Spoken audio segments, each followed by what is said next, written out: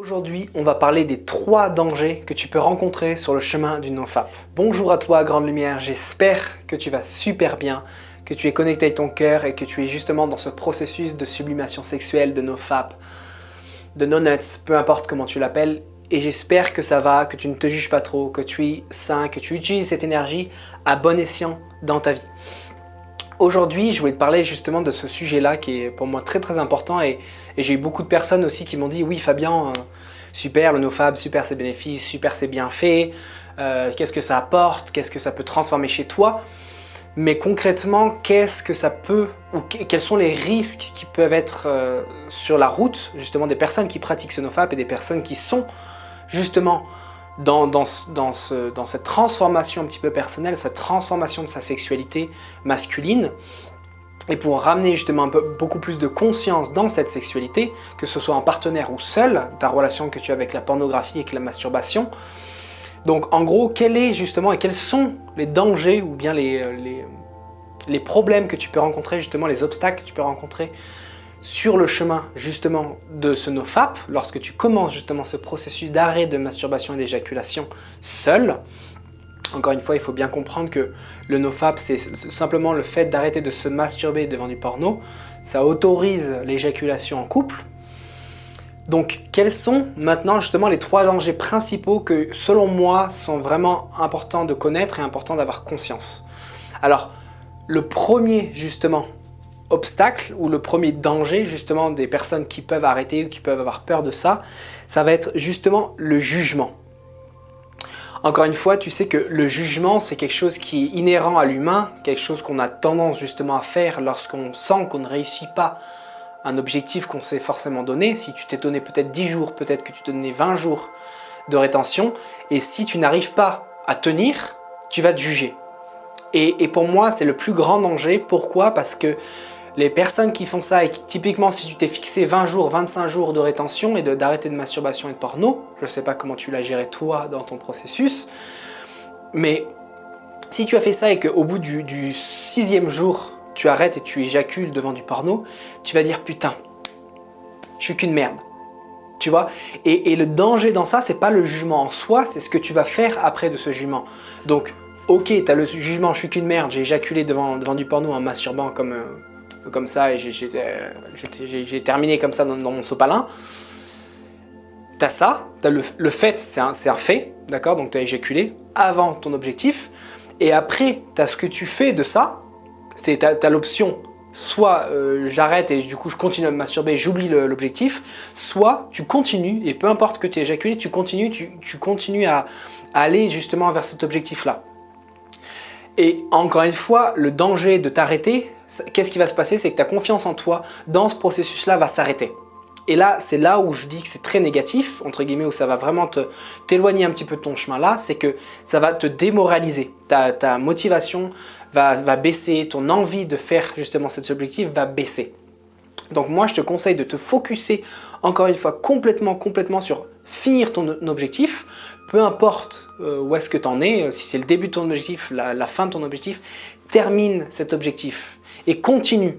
Et c'est très important que tu ne juges pas, ou du moins que le jugement que tu as envers toi-même ne t'arrête pas dans ce processus-là, parce que ce jugement, tu l'auras à chaque moment. Tu vois, sauf si tu arrives à faire non-stop pendant 1 an, 2 ans, 3 ans de non-éjaculation, ce jugement il sera constamment présent, ou oh mince j'ai regardé du porno, mince j'ai regardé une fille, j'ai eu des pensées sexuelles, ou tu vois, tout ce processus là d'auto-jugement il va être constamment présent. La seule différence que tu vas faire, c'est comme dans la méditation, c'est comme dans le chemin spirituel, la seule chose qui va faire la différence, c'est qu'est-ce que tu vas faire de ce jugement.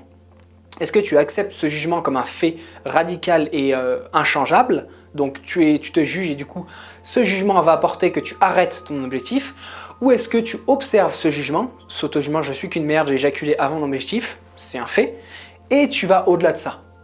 Tu vois? Donc je t'encourage à aller au-delà de ce jugement, de relever le torse, relever la tête, et je vais terminer ça. Je vais terminer un petit peu avec cette énergie de guerrier, cette énergie d'aller au-delà des obstacles, de détruire, un petit peu comme Shiva. Tu sais, Shiva, c'est la destruction, c'est qui brûle les obstacles sur le chemin, un petit peu comme d'autres divinités indiennes. Mais je t'invite vraiment à brûler ça avec ton feu intérieur. Je t'invite à brûler les obstacles de jugement et aller bien plus loin que ça. Ok?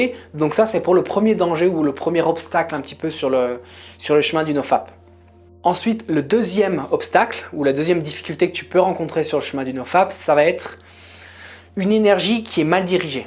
Alors, quand on parle d'énergie mal dirigée, c'est-à-dire que lorsque tu fais du NoFap ou lorsque tu fais de la rétention séminale plus globalement, le but, c'est de garder ton essence, donc ne plus éjaculer. Lorsque tu fais ça, j'en parle dans mes programmes et j'en parle dans d'autres vidéos aussi, cette énergie-là va être accumulée au niveau du premier chakra et du deuxième chakra. C'est-à-dire que c'est cette énergie animale. Le premier chakra, c'est l'énergie de la survie. Tu sais, cet aspect bestial un petit peu de survivaliste. Tu vois, quand tu es dans la nature, il faut que tu trouves à manger. Moi, j'adore ça. J'adore ce truc il faut que tu te débrouilles, tu n'as rien. Tu vois? Donc c'est cette force-là très primale, très animale qui est présente ici et qui peut avoir tendance à être mal dirigée lorsque tu ne fais pas les choses adéquates justement à ça. Je te parle dans d'autres vidéos de faire du sport, faire de la méditation, faire du yoga parce que justement ces pratiques-là vont te permettre de canaliser de manière saine ces énergies primales que tu vas ressentir. Donc si tu ne fais pas certaines pratiques comme le sport, comme la natation, comme un peu de muscu, peu importe quel est ton sport favori, si tu n'utilises pas cette énergie que tu vas accumuler pendant ces jours de rétention, de NoFap, tu vas créer une sorte de stress mental, tu vas créer une sorte de concentration et une tension sexuelle. Tu vois, cette tension sexuelle que tu peux ressentir quand tu fais ça, on l'a tous ressenti en tant qu'homme, on le ressent tous vis-à-vis de la femme ou même des hommes, peu importe ta tendance sexuelle. On a tous cette pulsion un petit peu animale et cette pulsion sexuelle, c'est une force de vie. Donc il faut bien comprendre que cette force de vie, c'est ce qui va donner un petit peu vie à toute chose, aux bébés, aux enfants, aux projets, tu vois, aux entreprises que tu veux créer, peu importe. C'est une énergie de vie qui est extrêmement puissante. Et cette énergie de vie qui est extrêmement puissante, tu peux l'utiliser de manière saine, faire des choses qui te plaisent, faire du sport, si tu as envie de prendre de la masse, toutes ces choses-là, ça va être utilisé de manière saine. Il y a aussi le côté un petit peu moins sain où tu vas justement avoir tendance à te reporter parfois plus vers du porno, encore une fois, même si tu n'éjacules pas. Mais au niveau de la psyché, au niveau mental, tu vas voir que ça peut causer des désordres mentaux avec certaines obsessions mentales. Tu vas rester bloqué sur certains sujets. Il y a des choses que tu vas répéter un petit peu en boucle parce que tu as cette tension sexuelle où tu vas voir cette fille dans la rue. Même si tu te masturbes pas, tu vas penser à elle beaucoup, aux fesses que tu as vues, aux seins que tu as vus. Toutes ces choses-là vont être constamment présentes et ça va un petit peu faire l'hamster dans ta tête, dans ton esprit. Donc ça, encore une fois, c'est pour ça que je t'encourage constamment à faire des pratiques spirituelles, à faire de la méditation, du yoga, du sport, de la natation, aller prendre le soleil aussi, parce que ça va te permettre justement de canaliser de manière saine ces énergies. Et lorsqu'elles sont mal dirigées, ça peut justement créer un petit peu des traumatismes de la psyché. Ça, je te parle sur le long terme, hein. Si tu fais 15 jours de rétention, ça ne va pas te faire d'effet comme ça. Mais si tu commences à le faire un petit peu plus longtemps, tu vas voir que ça peut te créer un stress interne et c'est important de cette tension sexuelle, ce stress interne, aller le dépenser, aller utiliser cette énergie pour éviter qu'elle soit stagnante. Constamment, encore une fois, c'est la stagnation de l'énergie qui peut créer des problèmes de prostate, de vésicule séminale, de création un petit peu spermatique liquide, donc un sperme qui est beaucoup plus liquide et moins épais.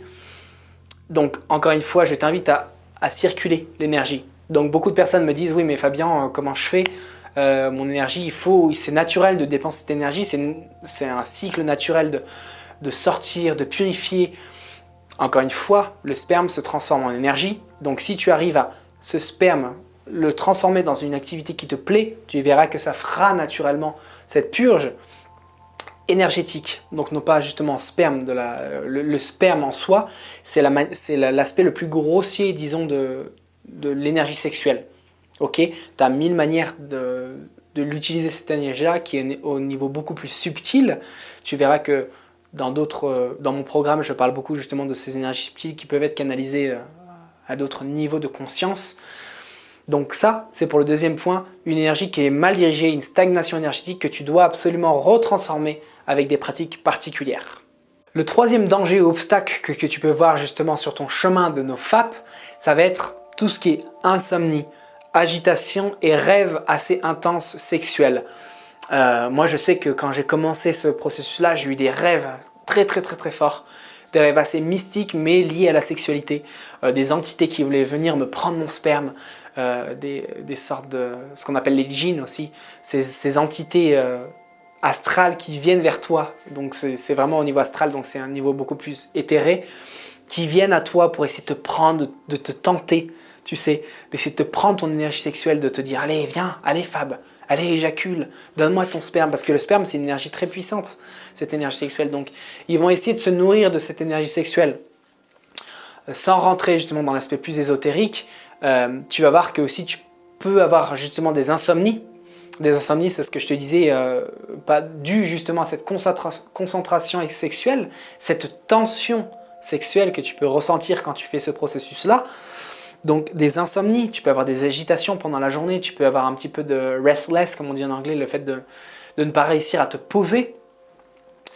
Et cette sensation-là, c'est des sensations qui sont un petit peu normales au début, parce que tu appréhendes un petit peu, c'est nouveau pour toi, tu es sur ce chemin-là, tu es en train de faire là. Donc peut-être le premier mois, les premières semaines, c'est normal de sentir ça. Et après, tu vas voir que cette énergie de tension, si tu arrives à faire les bonnes pratiques, les bonnes méditations, cette tension va se transformer en ancrage. Tu sais, pour les personnes qui ont tendance à être un petit peu agitées à droite, à gauche, le fait de faire ça, tu vas voir que ça va te créer une sorte de stabilité, une fondation en toi. Et petit à petit avec le temps, et plus tu vas continuer à créer ça, et plus tu vas commencer à créer justement cette fondation. Donc si tu sens de l'agitation, si tu sens du stress, si tu sens des peurs éventuellement qui remontent, ou même des obsessions qui remontent, des rêves très forts, c'est normal. Ça fait partie du chemin aussi. Tu es en train de changer ton subconscient, tu es en train de transformer ta sexualité, ta manière d'appréhender cette sexualité. Donc c'est normal, il n'y a pas d'inquiétude à avoir. Ça fait partie du chemin, c'est normal. Moi je me rappelle qu'au début aussi, j'avais toutes sortes de choses étranges que je n'avais pas vues avant, des choses qui m'inquiétaient un petit peu, des sensations même au niveau des testicules, au niveau de mon pénis, au niveau des rêves, au niveau des sensations internes. Tout ça, c'est absolument normal. Le plus important, c'est que tu fasses cette rétention, que tu fasses les pratiques, peu importe la pratique, et tu verras qu'il y aura forcément des effets super bénéfiques sur toi. Alors parfois, tu auras tendance aussi à ne plus sentir d'effet, tu vas se dire, bon bah je suis un peu en stagnation, qu'est-ce que je fais? C'est ok. Tu vois, les anciens, les Sumériens, typiquement, c'était normal de ne pas éjaculer pendant des années et des années, c'était normal. Mais le plus important, c'est que tu aies tes pratiques, que tu évites cette stagnation énergétique au niveau des testicules, au niveau des premiers chakras, second chakra. Donc, c'est très important justement que tu ne t'arrêtes pas là et que tu ne sois pas découragé là-dedans, que tu continues à te motiver et à faire les choses que tu aimes. Et tu verras que ça va t'apporter beaucoup de bien. Donc ça, c'est les 3 dangers ou c'est les 3 problèmes que tu peux avoir, auxquels tu peux faire face justement sur ce chemin-là. Donc ne t'inquiète pas, ça va se passer. Je t'invite à t'abonner à la chaîne juste ici pour justement avoir plus d'informations sur ce qui est NoFap, rétention séminale, transmutation sexuelle, les hommes et les émotions, tout ce qui est l'homme. Je t'invite à t'inscrire à la chaîne, à partager justement, à venir me suivre sur les réseaux sociaux comme Instagram et Facebook. Si cette vidéo t'a plu et que tu veux soutenir justement cette cause et tu penses que c'est quelque chose de bien pour les hommes, je t'invite à partager cette vidéo. On a besoin de ça. On est dans une période de vie très importante. On a besoin de partager justement ces connaissances et ces choses qui sont nécessaires pour l'homme, de se transmuter ces énergies-là, aller au-delà et créer un petit peu une nouvelle version de lui-même. Pas rester justement dans l'homme d'avant. Donc je t'invite à partager ça, en parler à tes amis. Je vais créer un groupe aussi spécial pour les hommes, une sorte de communauté masculine consciente pour toutes les personnes et les hommes comme toi qui ont envie justement de se reprendre en main et de non pas seulement avoir de la puissance, être puissant fort, mais aussi être sensible, émotionnel et à appréhender justement ses émotions et s'ouvrir au cœur. Parce que tu sais qu'encore une fois, l'homme avec un grand H, c'est pas simplement la puissance, la force, le combat, mais c'est aussi l'aspect féminin, c'est aussi l'aspect émotionnel, l'aspect doux, l'aspect tendresse. C'est cet aspect-là, c'est pas juste la testostérone. Ok? On avance ensemble, grande lumière, j'espère que tu vas bien mon gars, et on avance sur le chemin ensemble. À très bientôt, je t'aime.